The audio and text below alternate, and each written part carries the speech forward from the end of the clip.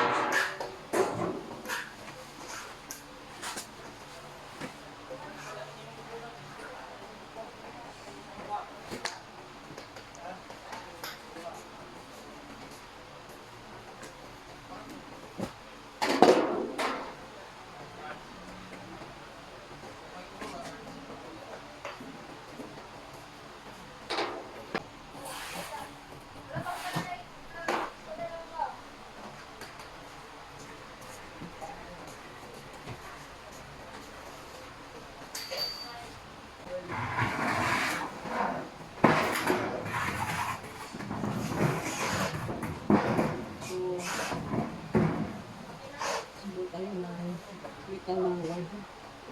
Tulog yun. Kita. Bakit mo? Ito yung loob.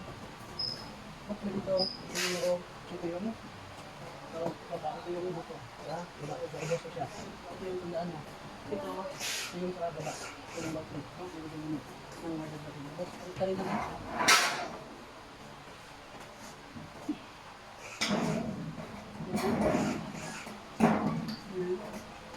So, ito yung taas. Ito yung maliit lang yan. Maliit lang siya. Ito yung taas. Yan, may groove. Para sa malaki shot mo kaya ito para ano siya na. Ito yung baba. yung malaki yan. So, ito yung malaki. So, ito yung tamang position na bakit na ito. Yes, yung symbol na ito. Ayan.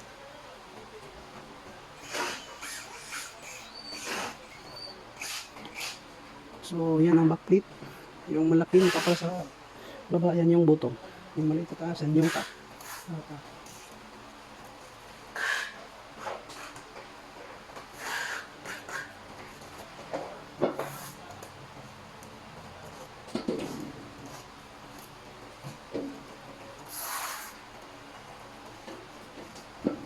Next is yung right panel. O yung right side wall. O yung right na tip. Maraming turn. Pero isang yung so ito yung right side wall. No? Ayan. So, order na din yung dito nito na yan. Ito yung sa right side wall. Ayan. Dito. So, meron yung lima. So, yun yung right side wall na yan. So, ito yung loob. Saka, ito yung labas. Sabi ko nito lang na kung kami position na kasi meron tayong ilagay dito mga na small na parking na ganito po. So, amin.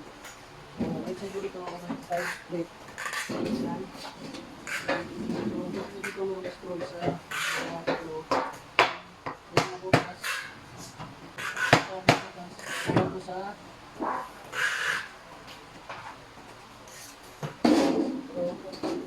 yan, ito ang position sa mga bukas. Ito ang kabit sa right side ng pagkakit. So, ito yung backfit natin.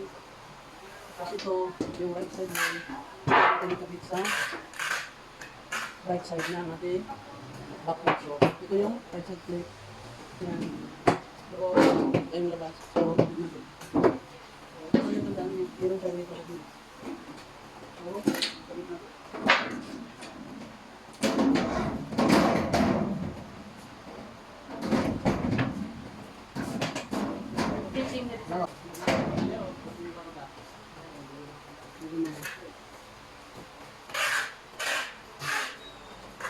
Nani ba?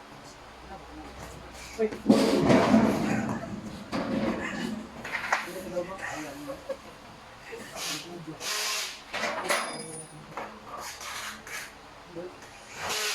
So, tingin na. So, tabi ko rin. Salamat. Para ba? Wait.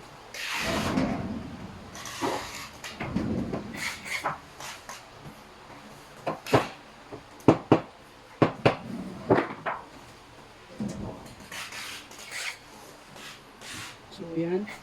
So, meron yung tatlong screw. Meron siyang tatlong screw. So, ito yung dikit natin.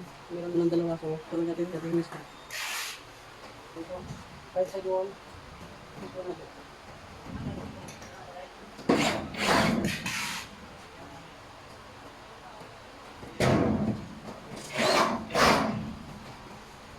Yan.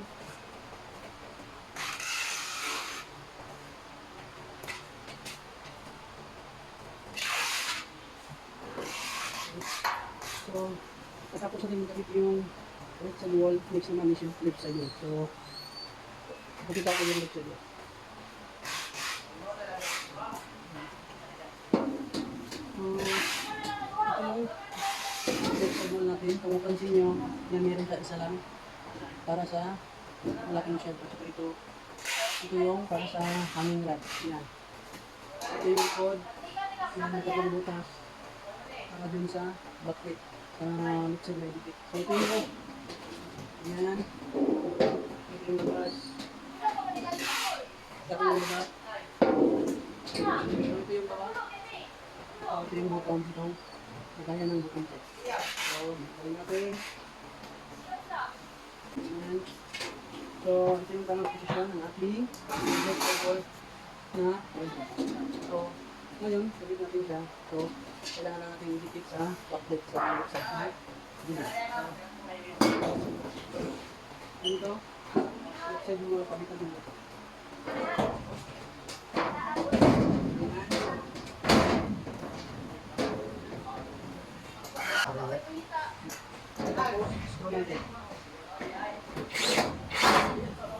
Yan.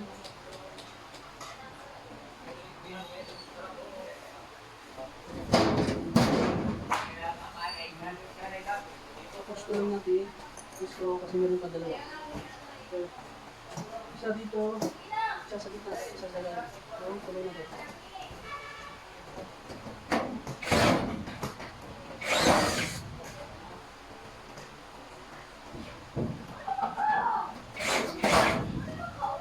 Yan. So, yan ha. Tapos sabihin ko dito yung right side wall, pati itong left side wall.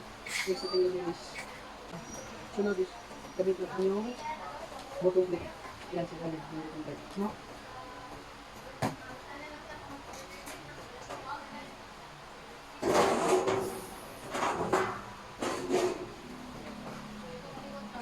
Meron siyang tatlong ganito lang. So ito yung ilalim. So yung bottom plate niya. Yan. Ito yung taas. Ito yung taas. Ito yung ibaba. Kung napansin nyo meron sa dyan doon. Nakalyan ko na niya para sa division. Dyan sa gitna. No? Ito siya. Yan bottom siya. Ito yung harap. Yung may chat. Tapos yung ibang posisyon. Yan ito lagay. No? So, bottom plate ito. Ito yung harap na ay. Ito yung code. Diba, meron sa isang butas para sa scoop. So, ito yung sa atras sa ito. So, ganyan. Ito yung cut, ito yung sarap. Nagawayan sila. Ayan. So, ganito ang position. Yung ilalim niya, plain. So, ang talit pa rin.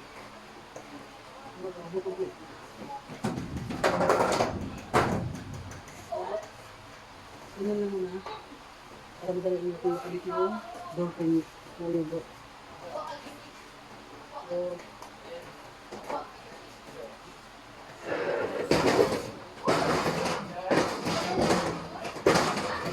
ito yung door niya. Yan. Ito yung handle niya. Bakal. No? So, ako lang yun. Ito yung door niya. Yan. Yung taas, maliit. Yung baba ng malaki. Tapos, ang tabi nito, itong gilid na to, kailangan lang hindi kabit sa kabilang side na left side wall at sa right side. So, ganito lang, hindi mo lang yun.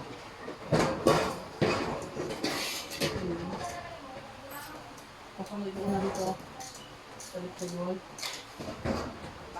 Pagkatapos sa right side wall.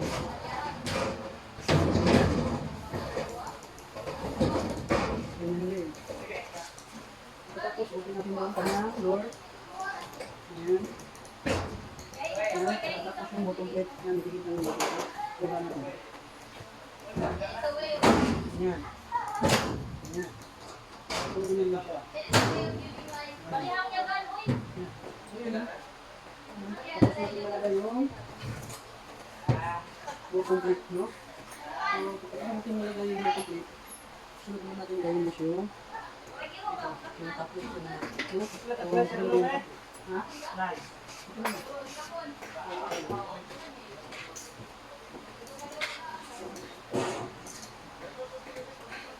So, ito yung guys, prepare ko lang muna. Prepare ko lang muna. Sapat lang muna sa kayo mga screw. Ito, yung tapos nila. Try mo na ito. Yan, plain lang. No? Yan. So, tatandaan mo dito. Ito. Yan, parang edge yan yung harap. Yan, sa kabila mo yung yan. Ito siya. So, madali lang natandaan yung top pitch size. Yan, yung tabing butas. Yan, ito sunod. No? Yan, sa dalawa, tatlo. So, tabing butas. Ito yung ilalim. Saka ito yung position. Yan. So, yan. Paano yung tasok? So, kung nila, paano siya itabit. So, daan natin sa ilalim. Yan. Yan sa ilalim. Tapos, angat sa taas. Yan.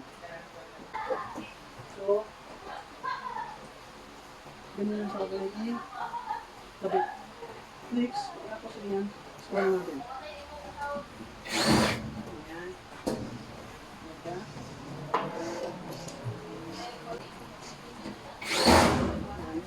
Kali meron siya, ano lahat, yung magkabilaan yan, para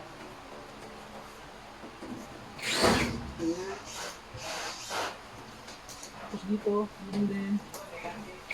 Yan. Ito, may harap siya. So, yun lahat. Yan. Tapos dito, huli. Yan.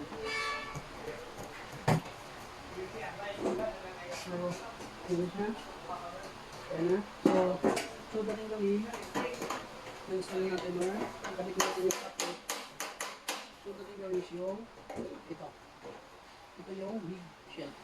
Yan. Yan siya. Big shelf ito. Ito yung taas. Ito yung babaw. Ito yung taas. Ito yung taas. At saka yung lalim yun. Ito. Yan, meron siya. Ito. Meron siya ganyan. Ito yung harap ng bottom plate kanina na meron yung ito. Ano? Ayan. Shelf ito na ang laki. Ito siya ang laki. Ito yung taas. Taas yung ilalim. Na meron. Nagayan sa division. Ito nagayan sa division. Ito nagayan. Ito siya nagayan sa division. Sa mga pansin nyo dito, sa bottom plate meron din ganyan. So, harap sila dito. So, kabit natin.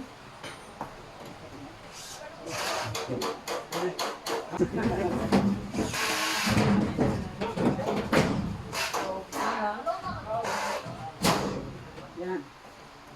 So, yung sandali ito. Natandaan nyo lang yung yan. Harap sila. Tunis. Nalagay na natin yung dito siya. Tapos, sunod yung division. So, meron siyang division. Yan. So, ito yung division niya. Ito.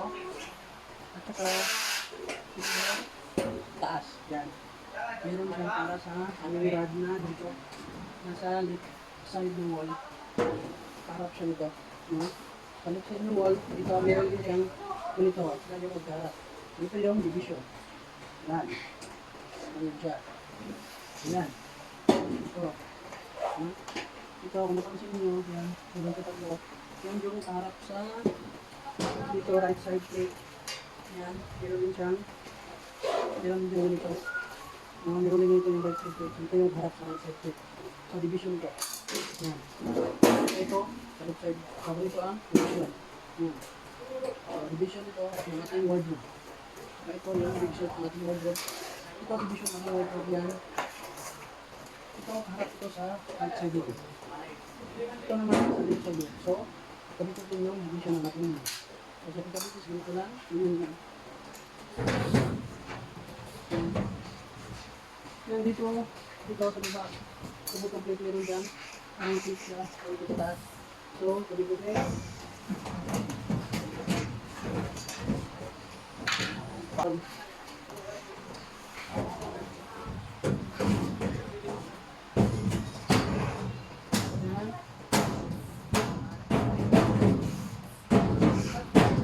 So, yan na. So, yan na yung ating wardrobe. So, ito na, nakalitan natin yung division. Next naman is yung shot na. Dito na yung tatlong shot. So, kami yung tatlong shot.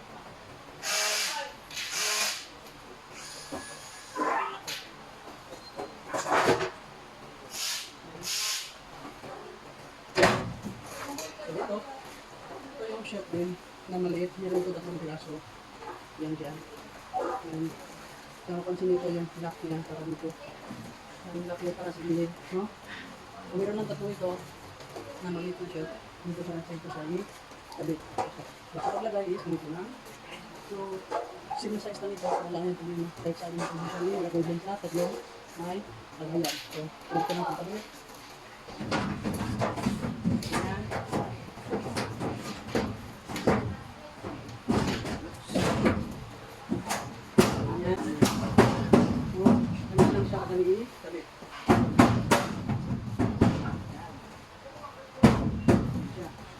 Next, yung pangalawang maliit siya. Pangalawang shelf na maliit. So, kabit natin ulit.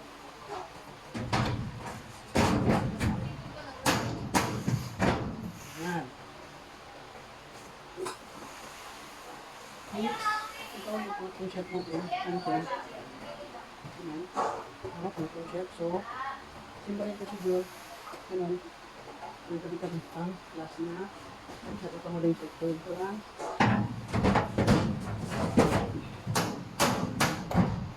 So, ganyan. So, ganyan lang ito dali. Yung kasi mo na wardrobe na metal. Tapos, yung panghuli is yung panghilang na hindi.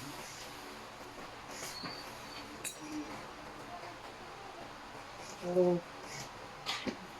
ito yung huli.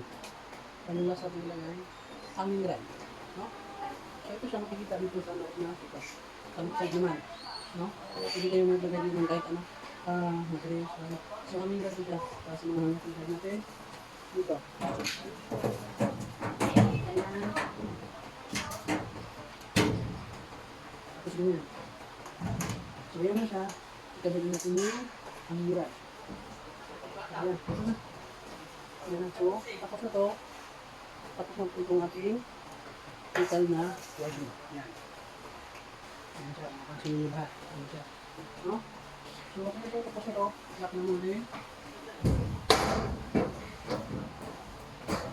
Ayan. Lock natin. Ayan. Ayan siya. So, yan yung ating wardrobe.